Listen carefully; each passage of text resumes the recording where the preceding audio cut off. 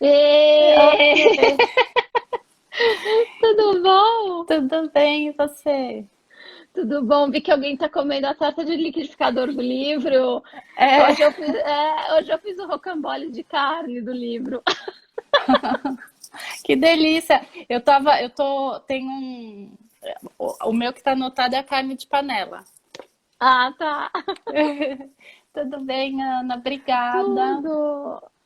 Imagina, que prazer. Imagina, que prazer. Prazer é todo meu, eu sou super a sua fã. Eu te acompanho há muitos anos já pela revista Vida Simples. Tenho Aham. seus dois livros. Ah, que legal. E eu estou muito, muito feliz mesmo de poder bater esse papo com você hoje. Conforme eu te falei, a gente tem um clube do livro que eu Aham, comecei na quarentena para estimular que as pessoas lessem um livro, não só ficassem no celular. E aham. quando eu sugeri o seu livro, muita gente me escreveu falando que já tinha lido, que estava super animada com a live hoje. Ah, que legal.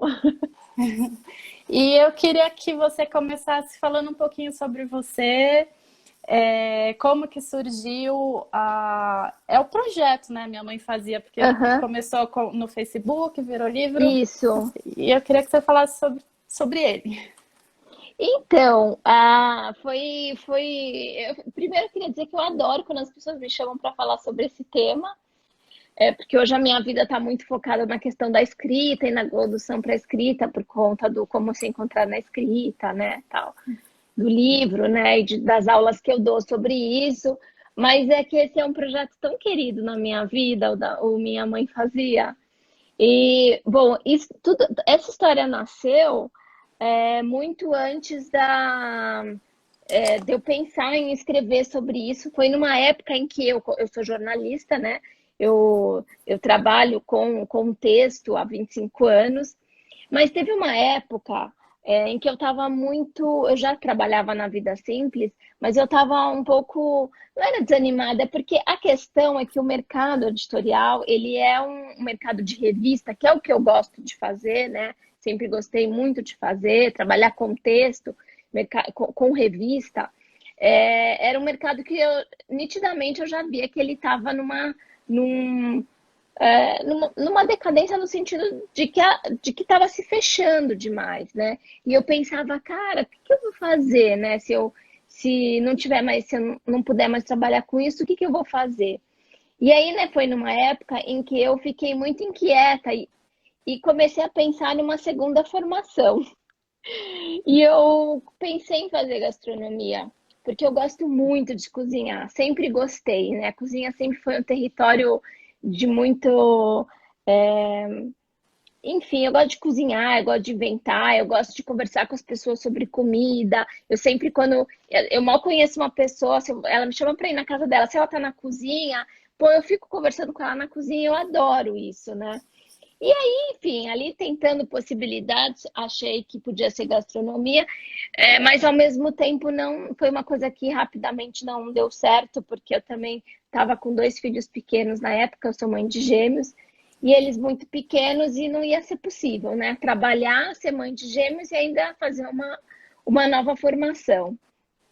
E daí, com um pouco dessa frustração acontecendo dentro de mim, eu falei, quer saber? Eu vou unir as coisas que eu sei fazer, que eu gosto de fazer, que é a escrita e é o cozinhar.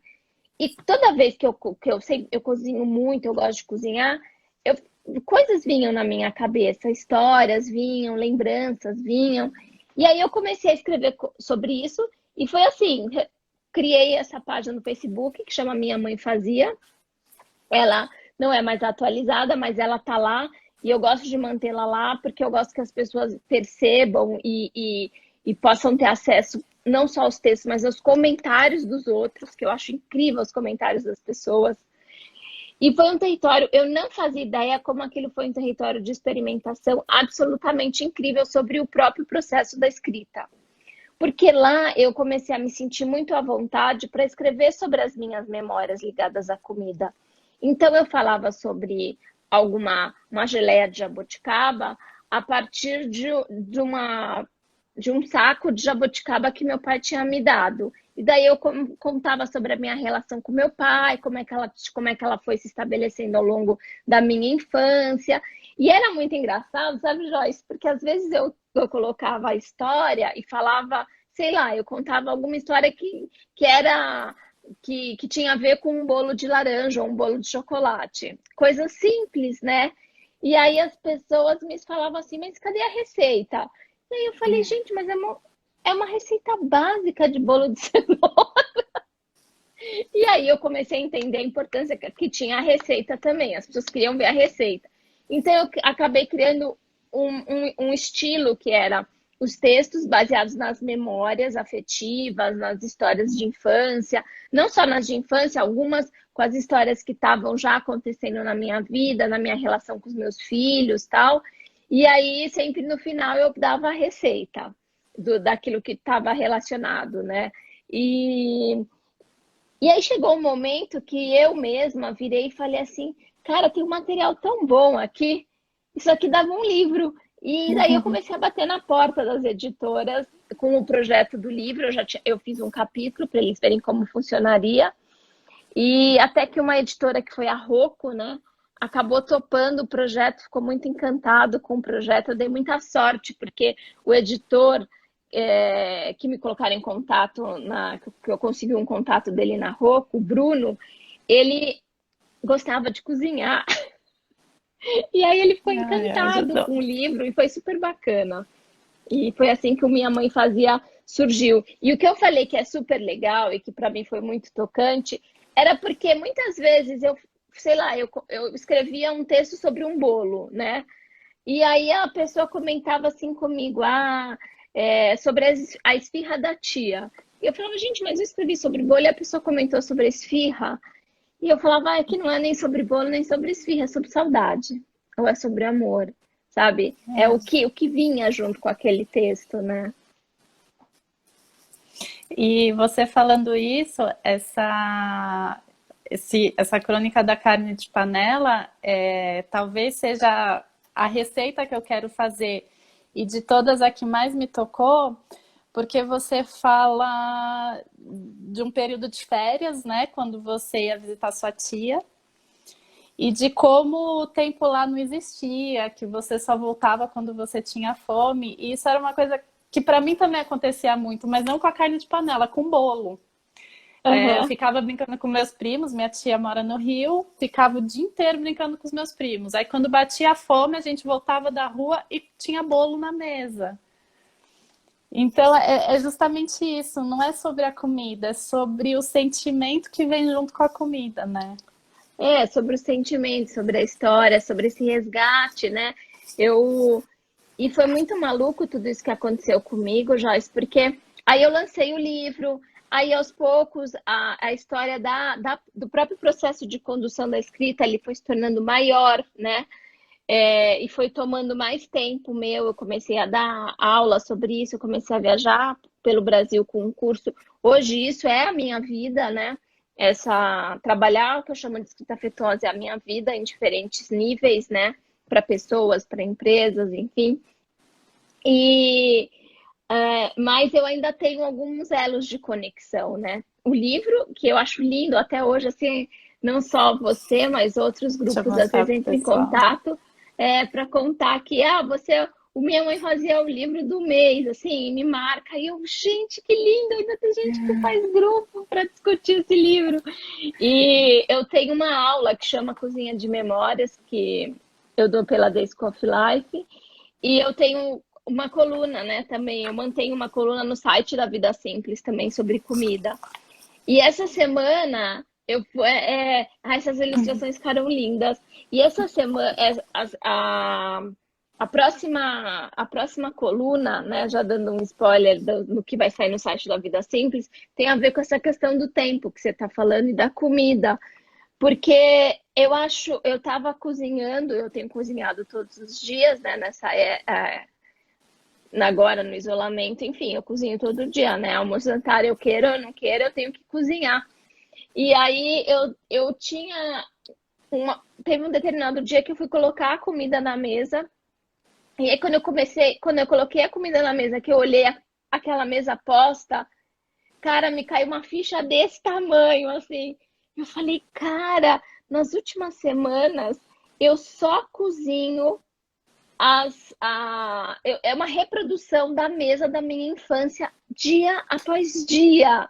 Sabe assim, eu comecei a perceber que eu estava fazendo as receitas que eram as comidas que a minha mãe fazia quando eu era criança, quando eu chegava na escola, estava na mesa, com os mesmos acompanhamentos, do mesmo jeito. Aquilo foi tão, tipo, assustador, assim, num primeiro momento. Falei, cara, e aí eu tentei entender aquilo, né?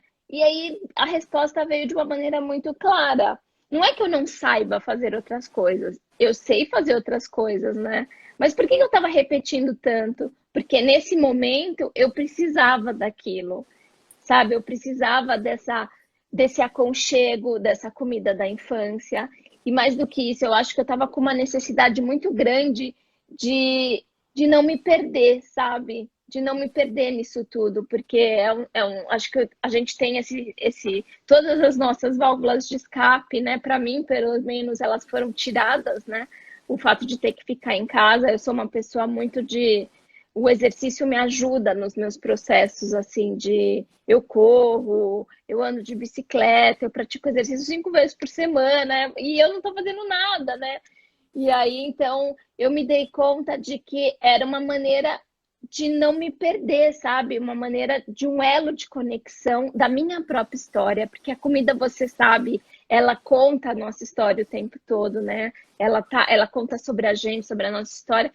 E aí, só quando eu me dei conta disso, é que eu finalmente consegui sair desse ciclo e comecei a fazer outros pratos, né? E aí comecei a fazer coisas que não necessariamente tinham a ver com a minha história de infância. E eu termino esse texto dizendo, porque agora eu entendi que tudo bem, eu sei qual é o fio que eu preciso puxar para me resgatar, né? Eu não preciso ficar repetindo sem parar. Eu já entendi. E eu acho que a comida é tão bonita, né? Nesse sentido, assim, eu eu fico muito incomodada quando as pessoas elas não conseguem ter essa percepção, né? Quando elas não conseguem perceber quando a gente cozinha, a gente está construindo uma narrativa. Você está construindo uma narrativa com seus bolos, né?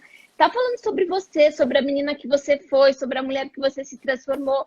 A tua história tá ali. Cara, a química do bolo é incrível. Eu dei de presente o teu livro para um amigo meu e ele é encantado pelo seu livro. Ele fala: agora eu entendo. Quando eu quero fazer um bolo com uma crostinha mais crocante, eu sei o que eu tenho que fazer, sabe assim? Ai, que E tem tudo demais. a ver com você. Tem a ver com a tua história, a história da menina que você foi, mas a história também da mulher que você foi se tornando e por onde você trilhou, né? O fato de você ter feito uma formação em química, enfim, eu acho isso incrível, né? E eu acho que as pessoas me perguntam por que bolo, né? Eu acho que é justamente isso, porque é o meu fio, é o fiozinho que eu puxo quando eu quero contar a minha história, do mesmo jeito que é o fiozinho que você puxa, enfim, relembrando a mesa que sua mãe fazia. E hoje, acho que foi hoje, eu estava lendo um artigo que fala que os restaurantes na Suécia, eles continuam abertos mesmo com a pandemia. É os restaurantes estrelados que só servem. Ai, travou? Voltou? Não, agora eu voltei a te ouvir, pronto. Eles só Então, servem. só serve. São os restaurantes estrelados, que só serve aquela comida gourmetizada, digamos assim. Uhum, uhum, E eles falaram que com o isolamento social, eles não estão recebendo os foods, os turistas, o público que usualmente vai no restaurante, que agora eles estão recebendo as próprias pessoas da cidade, os locais, e que não estão indo para comer a comida chique, mas a comida trivial do dia a dia, porque simplesmente eles querem comer algo gostoso, sem saber se está comendo a trufa de não sei aonde. Eles só querem comer bem e ir embora para casa. E aí o chefe desse restaurante falou, eu estou voltando para minha origem para poder servir as pessoas do meu entorno. Então eu acho que com esse uhum. isolamento todo mundo está descobrindo um ressignificado na comida, né? Não, super, demais. E exatamente isso, né? Eu lembro que toda essa história da minha mãe fazia, eu ganhei alguns presentes nesse sentido, e um deles foi ter feito uma curadoria para uma exposição no Museu da Imigração em São Paulo, sobre cadernos de receita de família, de famílias migrantes. Eu separei os meus aqui. E aí, porque, enfim, eu tive um encantamento muito grande pelos cadernos de receita, eu escrevi sobre isso na Vida Simples, e, a, e daí que eu conheci um chefe, que é o Felipe Zanuto, que ele tem uns restaurantes lá na Moca, É e aqui ele onde eu tô. então, e daí ele também participou, né? E eu lembro que eu estava conversando com ele, sabe, sobre esse encantamento com os cadernos de receita, um dia lá no Museu da Imigração. Aí ele ainda não tinha inaugurado a- esse restaurante que ele tem agora, que é O inspirado nessas coisas, hospedaria? o Hospedaria. Ele ainda não tinha. Ele estava na fase de pesquisa e de pensar como que ia ser esse restaurante. E aí ele tava me contando que uma das coisas que ele percebia é que quando ele ia para casa das pessoas, né, que ele ia visitar alguém e tal, para ter uma conversa, a pessoa ficava muito é, preocupada com a presença de um chefe na minha casa, É. e que aí ela corria para fazer uma comida tipo especial, que era talvez uma coisa que ela nunca tinha feito, né?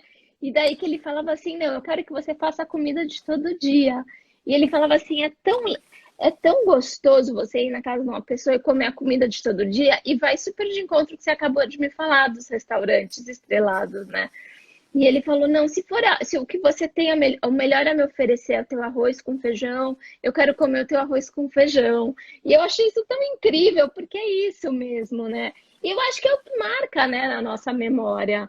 É sobre isso. E aí, falando de caderno de receitas, uma coisa que eu me coloquei assim, e que para mim me é muito importante, né? Me é muito caro nesse sentido de ser importante, é que eu tenho um caderno de receitas em que eu registro as minhas receitas mais tradicionais, mais do cotidiano, sabe? Para que meus filhos não se esqueçam. Tipo assim, é uma coisa que eu quero deixar de legado para eles, porque eu fiquei muito tocada quando eu estava fazendo essa curadoria, e eu lembro até hoje de um depoimento de uma família de origem árabe, e a neta tinha herdado os cadernos de receita da avó, que tinha vindo, né? Acho que a da Síria, se eu não me engano. E aí, no meio da conversa, ela começou a chorar, porque ela falou que a única receita que não tinha no caderno era a receita da esfirra. Mas a esfirra era o que a avó dela mais fazia. Era o que a avó dela fazia, tipo, quase toda semana, né? E aquilo que ela era tão habitual, tão cotidiano, ela não tinha registrado, e que ela sentia muito, porque ela nunca conseguiu reproduzir da mesma forma, né? E aí eu percebo, cara, esse registro ele é tão importante, ele é tão significativo. Então, por mais que seja a coisa mais simples e habitual, eu registro lá como que é feito. Ano passado teve o Compartir, que é o evento que eu te contei, e a gente falou sobre o Uhum. poder do afeto na confeitaria. E a gente convidou a Juliana Venturelli, que ela estuda os antigos cadernos de receita de Minas Ai, ela é Gerais. incrível. Ela tem uma viagem, né, que ela faz com as É, pessoas. E eu falo, ai, Juliana, um dia eu ainda vou fazer essa viagem. eu também morro de vontade. Vamos fazer juntas, Joyce! Vamos! Ai, nossa, quero muito. Esse negócio tem que passar logo. E ela fala, né, dessa importância que eu, mesmo tendo escrito um livro sobre bolos, com tudo medidinho, bonitinho, eu acho que os cadernos de receita, eles não podem sumir. E hoje em dia eu não sei se todo mundo continua com É, esse processo com a internet de escrever. E, e além de contar a nossa história, muitas das pesquisas, até históricas, que a gente faz, pelo menos na doçaria brasileira, a gente só encontra em caderno de receita. A gente não tem é. outra fonte de pesquisa. E aí eu queria saber se você tem um curso de escrita e se as pessoas te procuram nesse sentido de como que elas podem escrever uma receita, como elas podem transmitir essas coisas através da escrita, porque nem todo mundo consegue, por exemplo, colocar ali no papel uma receita tão trivial, que é só mistura um punhado disso, punhado daquilo, não tem receita. Eu já tive algumas discussões no sentido de algumas conversas sobre isso, das pessoas me perguntarem, das pessoas disserem, mas eu só tenho os meus arquivos no computador. Eu falo, não tenha só isso. Você precisa ter um caderno de receitas, nem que você imprime e faça um fichário. Mas isso tem que ser físico, porque, como diria uma amiga fotógrafa minha, ela é super a favor da gente imprimir as fotos, arquivo digital a gente pode perder, né? E isso cai num esquecimento, no sentido que você precisa do físico para olhar, né? E eu acho super importante. Você sabe que eu tive uma vez uma conversa com a Juliana Venturelli e ela estava era um trabalho que eu estava fazendo sobre os ingredientes que estão entrando em extinção, sabe? E aí eu perguntei para ela o que acontece se tem um ingrediente que eu usava que era super importante para fazer um biscoito que a minha avó fazia. E agora esse ingrediente ele não existe mais. Aí eu perguntei para ela o que a gente perde com isso. Aí ela parou, ficou pensando, falou: caramba, Ana, a gente perde a nossa própria memória. Aí eu falei: a gente perde a nossa própria memória. E eu acho que é isso, sabe? Isso vale para os ingredientes quando eles entram em extinção, que de fato, porque a comida ele tem esse papel, né? De fio de condução, de resgate, da importância.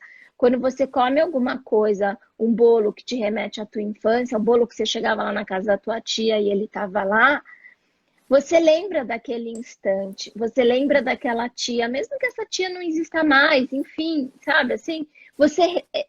É uma recordação importante, é uma manutenção da memória, é uma manutenção da história, né?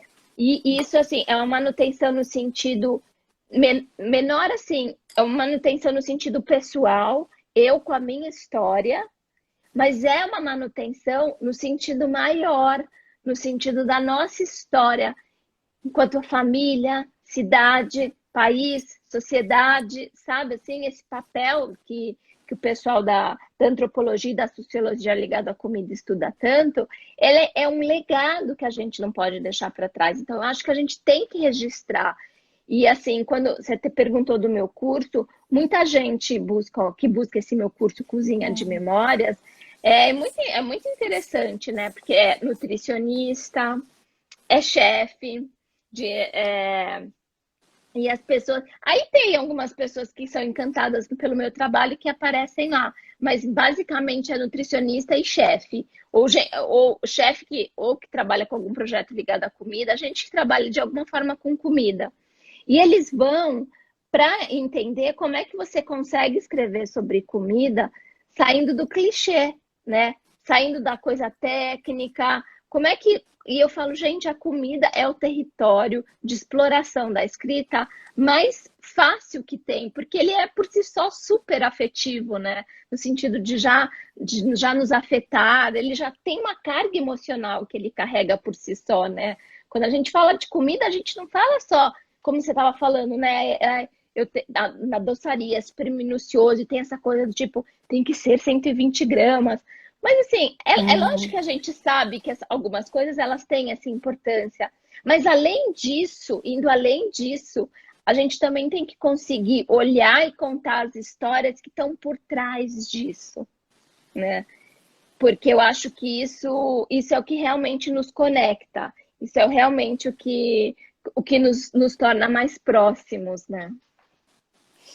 E até você falando, eu lembrei de uma seguidora, ela falou que ela ficava postando no Instagram as fotos das receitas e a receita, né, escrita. Ela falou, porque esse Instagram eu vou deixar para o meu filho. Aí eu falei, gente, mas você acha que o Instagram vai existir até seu filho ficar adulto e se interessar por isso? Precisa escrever, né? Precisa pôr no papel. E esses dias um amigo meu, ele foi escrever um texto para sobremesa e ele estava muito preso naquele texto de faculdade, de TCC, Aí eu falei para ele, eu falei assim, B, existe a Ana Holanda. Eu falei, tem a Ana, ela tem esse livro, que eu também queria que você Uhum. falasse um pouquinho dele. Compra o livro, lê o livro, vai atrás do curso dela, que tem um curso online também agora, né? Aham, isso. E que eu tenho certeza que você vai se soltar. E ele ficou encantado com você. Tanto que ele que me incentivou a te mandar uma mensagem, que eu até falei, Aham. não, B, ela não vai me responder. Ah, imagina! E ele está super encantado. Eu tenho certeza que, inclusive, deve ter uma pergunta dele aqui para você. E eu queria que você falasse um pouquinho desse livro Então, e de todo esse processo de escrita afetuosa. então, o Como Se Encontrar na Escrita, ele veio muito, ele nasceu do exatamente desse meu mergulho, né?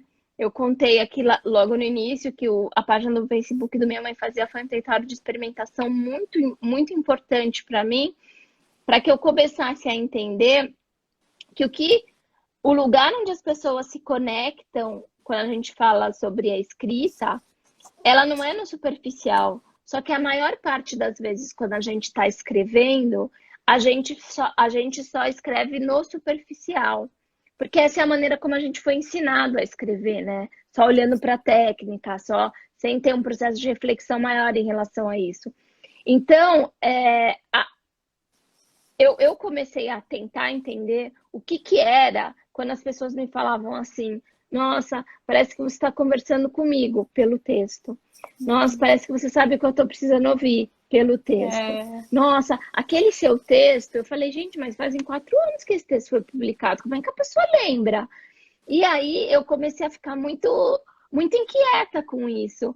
E eu achei que eu vi ali uma luz piscando, né? Porque em tempos em que a gente quer que o outro se conectar com o outro pela palavra, que a gente quer que o outro lembre aquilo que a gente escreveu ou que a gente está comunicando, eu fui tentar entender quais elementos um texto carregava para que ele fosse encontro com o outro, para que ele estabelecesse uma conexão, para que ele afetasse o outro.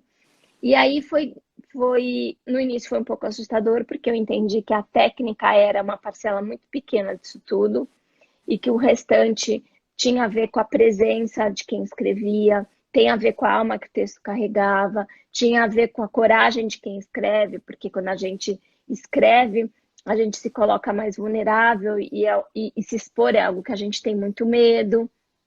Então, e aí eu comecei isso primeiro a falar isso em algumas palestras que eu era convidada, né, de uma maneira muito informal, até que uma pessoa me convenceu a transformar isso num curso. E depois que isso virou curso, que é o curso de escrita criativa e afetuosa, isso mudou totalmente a minha vida mesmo, né? Isso virou a minha própria vida, o meu próprio caminho de vida, o meu sentido de vida. Que eu estava conversando com uma pessoa essa semana, porque ela ela veio me perguntar, né, sobre o que eu desejava, né? Eu falei, eu quero que um dia não exista mais escrita afetuosa, exista a escrita. A escrita afetuosa, ela deixa de existir porque ela virou a própria escrita, né? Não tem mais uma subdivisão. E eu amaria que isso acontecesse, porque eu acho que o processo, ele tem que ser um processo muito mais humano. Então, é um olhar para a escrita que ele é mais humano, é um olhar para a escrita que ele trabalha com o profundo o tempo todo. Eu não estou me conectando com você pela superfície, mas pelo profundo. E nesse sentido é que eu digo, os textos de comida, ele por si só, ele vem ali com o profundo, mas para isso você precisa saber é, caminhar com ele por esse profundo, né? É sair do técnico, é sair da superfície, é sair só do modo de fazer, né? E tentar resgatar outras coisas que vêm junto com a comida, as histórias, as memórias, os afetos, né? Porque senão a gente não se dá conta, mas a gente está produzindo um conteúdo que, na verdade, ele é como se fosse um lixo mesmo, né? E o lixo não está ligado a não ser um texto bom, né? De não ser o texto bem escrito. Para mim, ele é lixo no sentido de que ele tem uma vida muito curta, né? ele nasce e morre assim que ele nasce, porque ele não conversa com você, você não lembra dele 5 minutos depois, né? Então, o que eu faço hoje, a escrita afetuosa, os cursos que eu dou, o meu livro, os cursos presenciais, que eles não estão mais acontecendo, mas que agora eu tenho o meu curso online, o meu livro, Como Se Encontrar na Escrita, que ele nasceu da esteira disso, né? E nasceu de um jeito muito engraçado, porque, na verdade, eu tinha ido fazer a reunião na Rocco sobre o Minha Mãe Fazia, e eu já estava dando o curso da escrita afetuosa. E o Bruno, que era o editor, ele foi fazer o meu curso de escrita afetuosa. E aí, eu já estava há um ano, sabe, Joyce, batendo na porta das editoras. Acho que você que lançou o livro, você sabe o quanto é difícil. Eu falo que é um processo de saber ouvir não. É um aprendizado. Você ouve muito não, né? E aí eu já estava um pouco desanimada com isso. Eu falei, acho que talvez não seja a hora, o momento. Talvez eu tenha que deixar esse projeto na gaveta um tempo. E aí foi quando eu fui para o Rio de Janeiro para dar o curso. O Bruno aproveitou que eu estava no Rio, fez uma reunião comigo, adorou, me perguntou o que eu estava fazendo lá, foi no curso. 2 semanas depois, a Rocco me manda um e-mail me fazendo uma proposta. A proposta para publicar o Minha Mãe Fazia e para publicar o livro sobre a escrita. Eu falei, não tem livro sobre a escrita.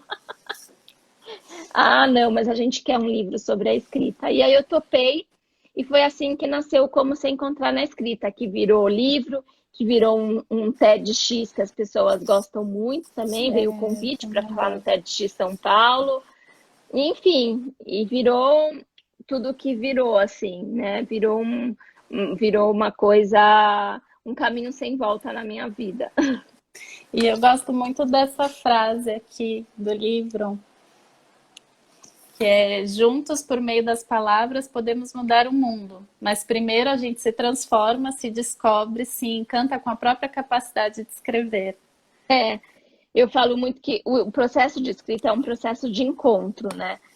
A gente encontra o outro pela palavra, né? Mas a gente não consegue encontrar ninguém se a gente não se reencontra.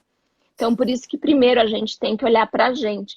A gente não entende, tudo que eu faço é um processo de condução, né? Para que a pessoa uma condução para que você consiga escrever. E parte desse processo de condução é jogar luz no próprio processo. E o jogar luz no próprio processo, como parte dele, é perceber que você faz parte disso. Por quê? Porque no nosso processo educacional relacionado à escrita, a gente é incentivado a se ausentar do texto, né? A sua ausência. Você não trabalha texto em primeira pessoa, né? Texto em primeira pessoa não é bem visto, né? Você não vai você não vai escrever um texto contando a sua própria história, né? É sempre o que o grande pensador falou, são os números e os dados de fora, é sempre uma construção de narrativa que ela não nasce a partir da sua própria... Não que não exista essa reflexão, mas o que você tem para dar para o mundo não interessa, não é a força do seu texto. O seu texto é quase... eu brinco que você teoriza a vida no texto, você não vivencia a vida no texto, né? E isso faz a total diferença entre o texto encontrar o outro ou não encontrar o outro. E agora, voltando para o Minha Mãe Fazia, você fez esse, que é do caderno de receita da sua mãe. Mas, isso. Aqui, em algum momento, eu não sei se eu vou achar agora, você fala que pode ser que tenha um segundo livro, né? Porque existem mais além dessas receitas. Sim, esse Minha Mãe Fazia, ele foi baseado nas receitas dos cadernos de receita da minha mãe, que eu fiquei com eles alguns meses para poder escrever o livro. E depois que eu terminei o livro, eu não conseguia devolvê-los para minha mãe, né? Tá com você ainda? Porque aqui falou que Não, ainda não deu. Ela Ela pegou? me cobrou um dia e aí eu devolvi para ela os cadernos. Ela começou a me pedir muito receita tal, porque eu já falei, ah, não, vou ficar com esses cadernos aqui comigo para sempre, né? Mas aí ela me pediu e eu devolvi todos os cadernos para ela. Mas esse livro ali também tem alguma coisa muito importante que foi, ele teve ele foi um processo de entender muito a minha relação com a minha mãe, né? Então, acho que é a relação com a minha mãe que sempre foi construída muito em torno da cozinha e uma relação que nem sempre ela foi muito fácil, sabe? Muito fácil no sentido dela ser muito pouco amorosa, né? Muito pouco amorosa, muito pouco afetiva. E algumas pessoas me perguntam como foi para sua mãe ler o livro? Eu falei, foi catártico. Ela chorou muito. E meu pai leu, meus irmãos leram. A minha irmã comentou comigo e falou: estou com medo quando a mamãe for ler o seu livro. E aí, quando a minha mãe começou a ler o livro, ela começou a chorar, ela chorou muito. E ela me ligou, né? E ela disse para me ligou, né? Porque a minha mãe é essa pessoa, cada pessoa tem o seu limite. A minha mãe tem um limite dela, ela não consegue falar olhando para mim o que ela sente. Meu pai é Então assim. ela ligou para falar porque talvez falar olhando para mim fosse difícil. E ela disse: eu sinto muito pelo que eu fiz, pelas atitudes que eu tive, mas eu não sabia o que eu estava fazendo. E eu entendo que ela não soubesse. Hoje eu entendo que ela não soubesse o que ela estava fazendo, né? Acho que até quando a gente vira mãe, a gente começa a entender É, melhor a nossa mãe, né? Mas foi super importante. E eu tenho hoje é que nossa, eu brinco que hoje as receitas, eu faço ainda as receitas da minha mãe, mas tem muita coisa que eu também invento, tem coisa que você vai aprendendo com um, com o outro e vai somando, né? Mas eu não vai sei, eu adoro ter, comer. vai ter o livro Ana Fazia. É, Ana faz, né? Aqui é, tem, né, que você coloca. Minha mãe nunca soube falar sobre sentimentos, mas cozinhava é, divinamente. é. E teve um texto, eu acho que foi o texto do mês passado da sua coluna, se eu não estou, se minha memória não está tão ruim, que você fala que com esse momento de isolamento você tem ficado muito mais na cozinha e que isso tem sido quase que um processo meditativo para você, né? Tem. É, o processo de escuta, né? Eu falei de escuta. E foi muito, foi muito. Às vezes tem uns momentos que a gente se afasta mais da cozinha, né? E como eu estava viajando muito a trabalho, quando eu estava em casa, eu falava, "Ah, não, não vou cozinhar. Eu não estava, já fazia muito tempo que eu não cozinhava, e de repente eu fui tipo, buah, jogada na cozinha. Quer ou não quer, você vai ser jogada na cozinha agora de novo. E foi um processo de escuta mesmo, sabe? De ir na cozinha. A cozinha, para mim, é muito esse lugar, sabe? É um lugar da minha própria escuta, de eu me perceber, de algumas questões virem para mim, sabe? De algumas questões que estão difíceis para mim.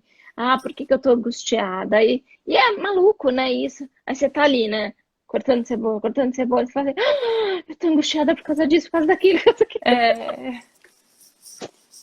e tem um químico, ele chama Hervétis, ele é francês, e ele tem uma teoria que ele fala que quando a gente está mal, se a gente vai para a cozinha, a comida fica ruim. Você Uhum. acredita nisso? Ah, eu não sei se fica. Eu já ouvi falar tal, mas eu não sei, porque é lógico que às vezes quando a gente tenta acelerar um processo, às vezes ele não dá certo, né? Quando você não dá o tempo que aquilo precisa, não dá certo. Se você fica toda hora abrir um forno para ver se tá bom, também não vai dar. Então, assim, eu acho que às vezes tem um reflexo ali um pouco de como tá o teu estado emocional, né? Se você tá ansioso, se você tá mais. Eu acho que é um aprendizado tão bonito a cozinha, né? Até você não exigir demais de você, porque às vezes você tá bem, está num dia bem, alegre e tal, e aí não deu certo. E aí, o que isso significa? É, Significa que nem não tudo é deu. perfeito, de que a gente vai ter que aprender às vezes, né? Às vezes eu faço tudo com tanto carinho e, tipo, algumas coisas me incomodam profundamente, tipo, errar no sal, sabe? ou, ou errar no açúcar, enfim, Eu sou né? péssima de sal. E aí eu, tipo, cara, errei no sal, né? E aí aquilo, eu me chateia tanto, porque eu fiz tudo certinho, assim, tudo direito, e errei no sal, né? Eu falo, ó, gente, desculpa aí, tá meio salgado hoje, vai beber mais água, pronto. Tem uma parte aqui também que você fala no Receitas que Demandam Tempo, tá bem no comecinho, que existem processos que não conseguimos nem podemos apressar. E aí, porque é no compasso das horas que o coração acalma e a alma se reencontra. Então, É, eu acho que agora, com todo esse tempo que ou a gente tem livre ou tem de menos, principalmente quem tem filho, que ir para a cozinha é um refúgio de não se preocupar com o tempo, de fazer a comida com calma, de pensar na comida, e que nem você falou, de se descobrir, talvez, no ato de cozinhar. E eu vou. Agora tem um monte de pergunta aqui para você. Eu vou abrir umas perguntas. Eu vou tá primeiro abrir bom, aqui os comentários. tá. E aqui. Estou arrepiada, muito emocionante. Tem. É. Um dos livros que a gente falou no Clube do Livro, que foi de 15 dias atrás, foi do Anthony Bourdain, Cozinha Confidencial. Não sei se você já leu. Não, não li, não li. Ele conta do momento em que ele decidiu ser chefe, que foi quando ele comeu uma ostra. E ele fala muito de um texto também que você fala aqui, que eu acho que é do Atum de Forno. Que você fala das mesas das crianças, a mesa das crianças. Ele Uhum. fala que em uma viagem com os pais deixaram ele e o irmão trancados no carro e foram comer no restaurante. E aquilo deixou ele tão indignado que ele falou, meu, eles vão ver. Agora eu vou comer de tudo que apareceu na minha frente. Foi aí que ele começou a trabalhar o paladar dele e provou a ostra antes mesmo que os pais provassem e se descobriu, né, essa vontade dele ser cozinheiro. Então eu acho que é isso que ela quis comentar sobre essa associação que a gente estava falando com o livro do Bourdain. E aqui, ó, a torta, ela fez a torta de liquidificador do livro. Já comi 4 pedaços. Deixa eu ver aqui mais. Você sabe que quando eu lancei esse livro, eu falei, gente, mas é porque são receitas de tipo de caderno de receita de mãe, né? E eu acho muito legal ver quando as pessoas postam e tagueiam. Fiz o bolo de cenoura, fiz a torta de liquidificador, porque É não tem nada gostoso, né? gourmet, nada, né? E acho que é isso que as pessoas sentem um pouco de falta, né? Daquela comida. É, A Roberta Sudbrack, quando ela vai comer, ela sempre fala isso. Ela toma um todinho com um pão, presunto e queijo. E ela fala, gente, é isso uhum, que me faz lembrar minha avó, é isso que faz lembrar a casa, e é isso que eu quero comer. E o Bernardo fez essa pergunta, que qual a sua relação que de memória é com os doces? isso daí foi até tinha uma preocupação em trazer alguns pratos salgados também, porque eu eu acabava muito indo para a memória dos doces, e a memória dos doces eu acho que ela foi se construindo dentro de mim, muito porque eu sou de uma época em que tinha, tipo, as sobremesas eram nos finais de semana, e era tipo um momento especial, sabe? Então, eu tenho muitas memórias assim. E aí, quando a família estava reunida, e aí era aquele momento de tipo, pá, especial, que eu tenho até um texto que eu falo disso também, porque o doce ele não vinha porciona, não era porção, né? Vinha no pirex grandão, a mãe punha aquilo, e você até tinha que fazer aquele cálculo meio que na cabeça, porque você falava, tá bom, eu tenho que escolher um pedaço e que vai dar aqui para todo mundo, todos os primos, todos os tios, né? E aí você tinha que se servir já tentando ser generoso com o próximo, né?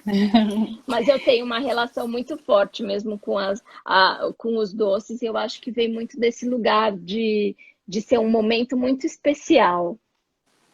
E dentre tantas viagens que você fez por conta do seu curso, existiu algum momento com a comida de uma cidade que você pescou e falou, puxa vida, é uma coisa, é uma memória que eu vou levar para sempre agora? Eu teve um curso, você falou da Roberta, né? Eu teve um curso que eu dei no Rio de Janeiro, o meu segundo curso de escrita criativa e afetuosa no Rio de Janeiro, ele é organizado até hoje por uma aluna, ela foi minha aluna no primeiro curso, e depois do segundo em diante, ela que organizou. E ela é muito próxima da Roberta, ela é amiga pessoal da Roberta, ela trabalhou muitos anos com a Roberta, e ela é uma amiga muito próxima da Roberta. E aí a Roberta estava montando o SUD, o Pássaro Verde, lá no Rio de Janeiro, o restaurante dela. E o restaurante ia ser inaugurado na semana seguinte. O curso ele foi um final de semana antes da inauguração do restaurante, dentro do restaurante. O almoço da cozinha da Roberta. Foi super especial, foi maravilhoso, delicioso, uma carne incrível. E é lógico que eu vou lembrar da sobremesa, porque é uma sobremesa que tem no cardápio dela até hoje, que é um bolo molhadinho de chocolate, que é incrível, sabe? Conheço. Então, isso eu lembro, foi um dos cursos no Rio de Janeiro que me marcou bastante. Eu sou uma pessoa que eu observo muito essa coisa da comida e da culinária local, e é uma coisa que eu sou muito curiosa, e eu acho que vem muito da minha história, dos meus pais, porque eu brinco que quando eu era criança, meu pai colocava os 3 filhos no banco de trás de uma Caravan, que era um carro que tinha nos anos 70, assim, e aí e a gente fazia São Paulo, Recife, porque minha família é de Pernambuco, São Paulo, Recife, 3 dias dentro do carro, e essas viagens e essa coisa do regionalismo, ela me marcou muito, e era uma marca muito pautada também pela comida, pelos sabores, pela percepção das diferenças, né, através da comida. Então, um outro curso que me marcou muito foi o ano passado, quando pela primeira vez eu fiz, por exemplo, o curso em Recife. E aí, tipo, cada refeição eu me emocionava, né? Eu me emocionava com as comidas, eu me emocionava em tomar o suco de caju, do caju, em comer carne de sol, em comer a manteiga de garrafa, sabe? Eu ia me emocionando a cada prato, assim. Você falou de se emocionar, eu lembrei de um momento que quando eu assisti aquele desenho Ratatouille, que o Ah, Egon, né, que fala que ele prova o uhum. Ratatouille, eu falei, puxa, acho isso tão bonito, mas por mais que eu lembre do bolo de banana, da Eunice, que eu lembre das comidas da minha avó, eu nunca tive essa sensação, essa emoção. E um dia, assim, eu fui comer no restaurante da Heloísa Bacelar, lá da Venda, e pedi uma Aham. linguicinha, porque minha filha come linguiça e ovo só. Aí eu falei, vou pedir a linguicinha, eu divido com ela. E aí chegou aquela linguiça e eu falei, bom, deixa eu experimentar para ver se a Pietra vai comer. Na hora que eu coloquei na boca, eu comecei a chorar. Foi uma coisa instantânea que eu olhei para o lado envergonhada, falei, não, eu preciso engolir o choro, as pessoas não vão entender. E aí meu marido me olhou, ele meio que disfarçou, porque ele viu que eu estava com vergonha, mas eu não consegui segurar, eu comecei a soluçar de chorar, porque eu lembrei da minha avó na hora. E Isso é lindo quando acontece. E aí, tudo isso que você falou agora, tudo que eu li do seu livro, todos os textos que eu leio, tudo que a gente quer falar sobre essa comunidade de afeto fez muito sentido. E eu acho que você tem essa capacidade de transformar essa emoção que eu senti em palavras. E isso é muito lindo. E eu acho que é isso que não só a pessoa que você é, mas que encanta. Por isso que a gente consegue ler os seus textos e é como se a gente se colocasse no seu lugar, naquele texto, naquele momento. E eu queria te agradecer por isso, porque eu acho que é muito incrível no mundo que a gente vive hoje poder encontrar esse tipo de afeto que Uhum. aproxima, né? E aí o teu texto sobre a linguicinha, você pode começar falando exatamente de quem era a sua avó, né? E do que ela É, preparava, e daí você fala, né?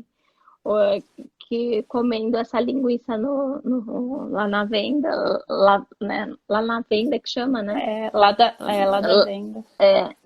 Comendo a linguicinha, o sabor te remeteu àquele lugar, né? E eu acho que é isso, né? O sabor ele remete a gente para algum lugar, né? Para algum lugar, para algum momento, para alguma situação. Eu adoro esse filme também do Ratatouille, porque é exatamente isso, é assim que eu me sinto, sabe? É como se você coloca, você começa, você prova aquilo, é tipo, é meio instantâneo, assim, tipo, e aquilo vem, né? É E muito você doido. é remetido àquilo, Eu já me peguei, assim, em situações que eu também, é que eu parei de ter vergonha, né? Como meus filhos sabem que isso acontece comigo, mas assim, eu já me peguei em Salvador, lá sorveteria da Ribeira, tomando um picolé, um sorvete de massa de pitanga, e aí, quando eu comecei a tomar o sorvete, cara, começou a escorrer lágrima, assim, sabe? Mas, assim, foi instantâneo. Eu fui pro quintal da casa da minha avó, assim, instantaneamente, assim, colhendo as pitangas com ela e ela me ensinando a pegar as mais vermelhas, porque eram as mais saborosas. E aí, eu, tipo, falo, cara, que louco que é isso? E é muito engraçado agora ouvir você contando, porque assim, você começa a falar, eu começo a virar o livro falando, eu li isso aqui.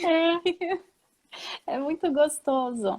E tem essa frase até que você fala logo no início da É, apresentação.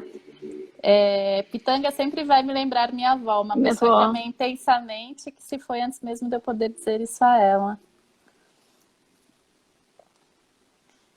Ai, A deixa... Jana falou que é estado de flow. Estado de flow, Jana. Totalmente estado de flow. Quando cozinha, a gente também tem estado de flow. Tem, deixa eu ver, aqui tem um monte de elogio, pessoas falaram que ficaram tocadas. Comprei esse livro, já chorei na primeira página. Eu também herdei o caderno da minha avó e também não tenho as coisas que ela fazia no dia a dia. Não é? Por isso que eu falo, gente, tem que anotar.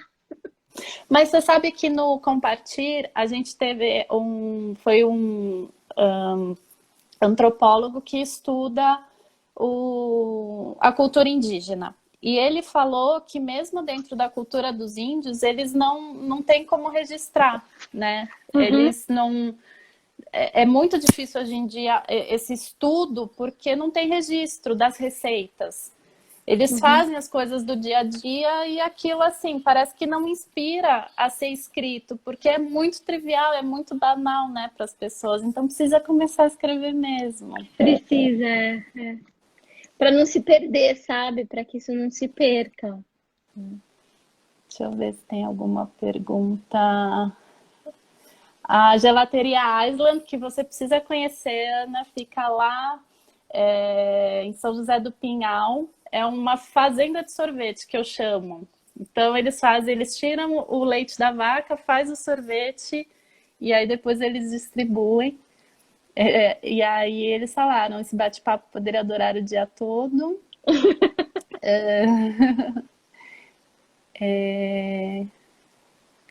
Deixa eu ver se tem mais. Aqui fala. Gente, eu desativo os comentários porque senão a gente não consegue ver o rosto da Ana. Fica um monte de letrinha no rosto dela. E aqui. Ai, virei. Virou. Estamos todos vendo o desenho da minha filha.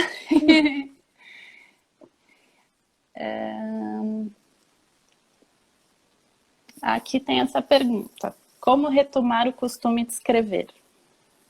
Lara, né? Lara, eu trabalho com as pessoas para que elas comecem a olhar para os caminhos de escrita a partir de elementos que são muito cotidianos e que tem muito a ver com o dia a dia delas, né? É o que eu chamo de trabalhar os textos em camadas e entrando nesse processo de escrita.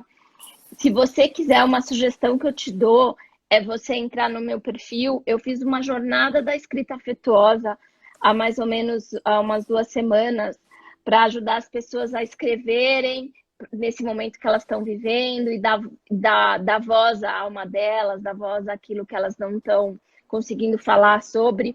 São 5 vídeos que eu fiz pelo IGTV, eles estão no meu perfil do Ana Holanda Oficial. E eu acho que você vai super entender como é que você volta a escrever.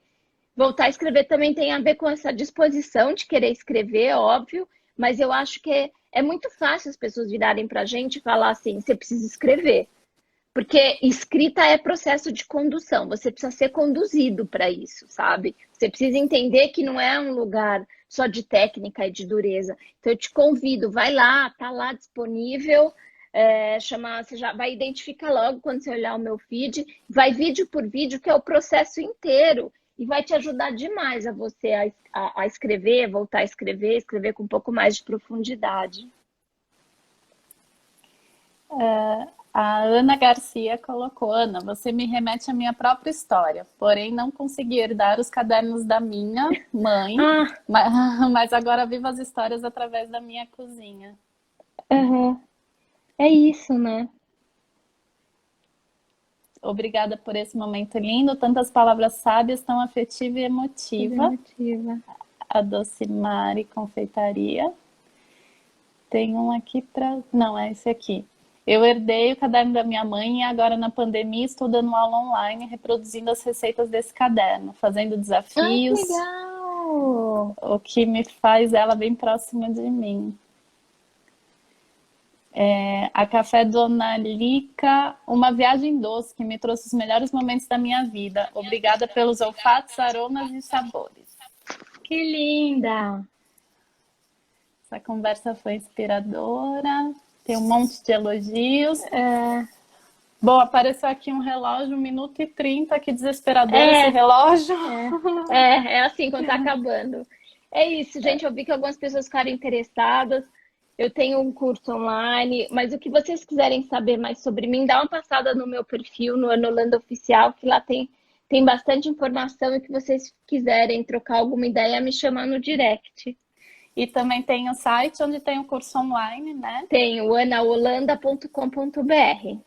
E aí o curso online é só se inscrever, começar a fazer, começar a escrever e começar a treinar. Tá numa época ótima, porque vai começar a inscrição para a turma 2 agora. Então, perfeito. Ana, muito obrigada. Imagina, obrigada a você por esse convite. Eu também amei. Obrigada. E a gente se fala, a gente se encontra por aí nas receitas. A gente precisa se encontrar agora também para comer bolo. Sim, por favor. Um beijo, Ana. Beijo. Tchau, tchau. Tchau, obrigada. Tchau.